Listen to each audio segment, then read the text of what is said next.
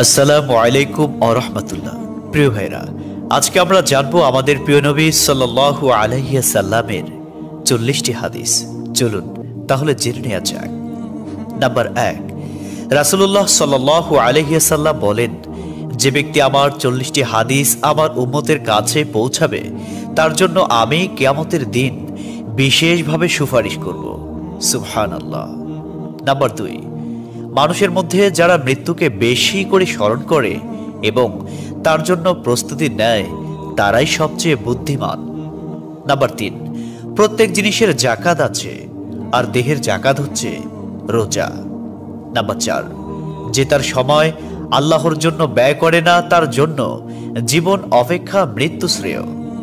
Number 5, যারা সব সময় ইস্তিগফার তথা ক্ষমা প্রার্থনা করে তাদের সাথে উঠা বসা করুন, কেননা তাদের হৃদয় সবচেয়ে কোমল হয়। নাম্বার 6, তুমি যত সিজদা দিবে আল্লাহ তত গুণা তোমার মাফ করে দিবেন। সুবহানাল্লাহ। নাম্বার 7, সূরা ফাতিহা প্রায় 1000 রোগের ওষুধ। নাম্বার 8, হাতের তালুতে জ্বলন্ত আগুনের কয়লা রাখলে যেমন কষ্ট হবে তার চেয়ে বেশি কষ্ট হবে শেষ জামানায় ঈমান রাখতে।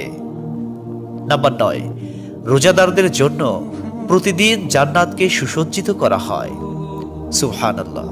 নাম্বার 10, রাসূল সাল্লাল্লাহু আলাইহি ওয়াসাল্লাম বলেছেন, কিয়ামতের দিন সব নবীর চেয়ে আমার উম্মতের সংখ্যা বেশি হবে এবং আমি সর্বপ্রথম জান্নাতের দরজা খুলব। সহিহ মুসলিম, হাদিস নম্বর 196। 11, যে ব্যক্তি রোজা রাখা অবস্থায় মারা যাবে আল্লাহ তাকে কিয়ামত পর্যন্ত সকল রোজার সওয়াব দান করবেন। সুবহানাল্লাহ। নাম্বার 12, যে ব্যক্তি ফজরের নামাজ আদায় করল সে আল্লাহর হিফাজতে চলে গেল। নাম্বার 13, রাসূলুল্লাহ সাল্লাল্লাহু আলাইহি ওয়াসাল্লাম বলেছেন, রোজা ও কোরআন কিয়ামতের দিন মানুষের জন্য সুপারিশ করবে। মুসনাদে আহমদ, হাদিস নম্বর 6626। 14, নবীজি বলেছেন, রোজাদারদের জন্য সবচেয়ে বড় খুশির সংবাদ হলো হাসরের মাঠে আল্লাহ সবার আগে রোজাদারদের সাথে সাক্ষাৎ করবেন। সুবহানাল্লাহি ওয়া বিহামদিহি। 15, যখন রমজান আসে তখন জান্নাতের দরজাসমূহ খুলে দেওয়া হয়। 16, রাসূলুল্লাহ সাল্লাল্লাহু আলাইহি ওয়াসাল্লাম বলেন, যখন কোনো বান্দা আল্লাহর দিকে দুটি হাত উঠায় তখন তিনি তা ব্যর্থ বা শূন্যভাবে ফিরিয়ে দেন না। তিরমিজি, হাদিস নম্বর 502। 17, হযরত মুহাম্মদ সাল্লাল্লাহু আলাইহি ওয়াসাল্লাম বলেছেন, একটি খেজুরের অর্ধেক হলেও দান করে জাহান্নামের শাস্তি হতে নিজেকে হেফাজত করো। সহিহ বুখারী, হাদিস নম্বর 6023। প্রিয় ভাইরা, নাম্বার 18, যদি ভালো হতে চাও তবে সর্বপ্রথম মিথ্যা বলা ছেড়ে দাও। 19, তুমি যখন রাস্তা দিয়ে যাও তখন আল্লাহর নামে জিকির করো, কারণ হাসরের দিন ওই রাস্তা তোমার নামে সাক্ষ্য দিবে। 20, তোমরা সব সময় উযু করো, কারণ কিয়ামতের দিন যারা উযুকারী তাদের হাত পা উজ্জ্বল থাকবে। সুবহানাল্লাহি ওয়া বিহামদিহি।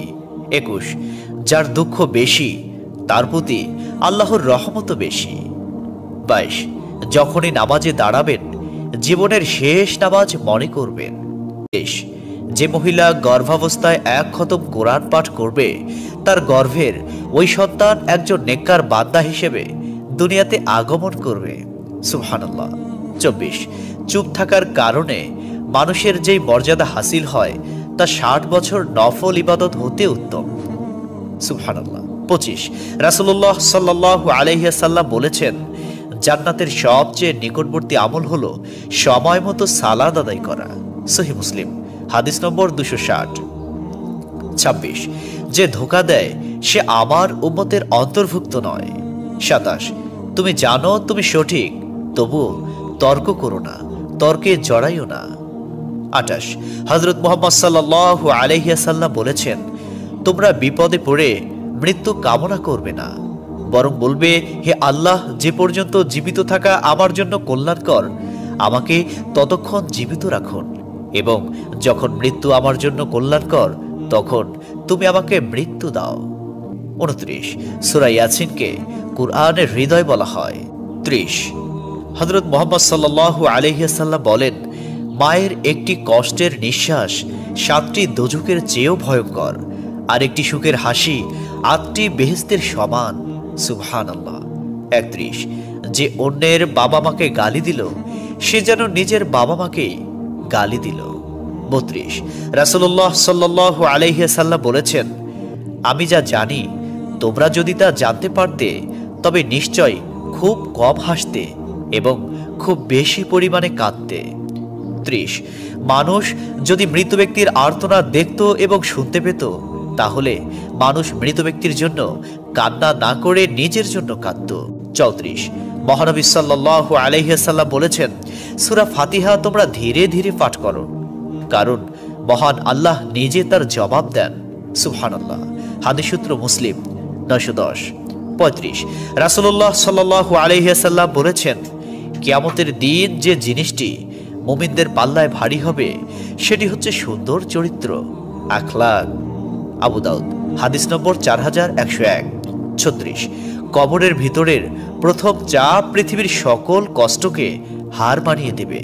37, হযরত মুহাম্মদ সাল্লাল্লাহু আলাইহি ওয়াসাল্লাম বলেন, যে ব্যক্তির অন্তরে এক সরিষা দানা পরিমাণ অহংকার থাকবে সে জান্নাতে প্রবেশ করতে পারবে না। সহিহ মুসলিম হাদিস নম্বর 91। 38, কিয়ামতের দিন ওই ব্যক্তির জন্য সুপারিশ করা হবে যে প্রচুর শীত উপেক্ষা করেও ফজরের নামাজ আদায় করল। 39, নিশ্চয় মহান আল্লাহ নম্র, তিনি নম্রতাকে পছন্দ করেন। তিনি নম্র স্বভাবের লোকদেরকে যা দান করেন তা কঠিন স্বভাবের লোকদের দান করেন না। আবু দাউদ হাদিস নম্বর 4807। 40, কবর মানুষকে দিনে 70 বার স্মরণ করে এবং ডাকে। আল্লাহ সুবহানাহু ওয়া তাআলা আমাদের সঠিক জ্ঞান এবং বুঝার তৌফিক দান করুন এবং আমাদের এই সমস্ত হাদিস সমূহের উপর আমল করার তৌফিক দান করুন। আমিন।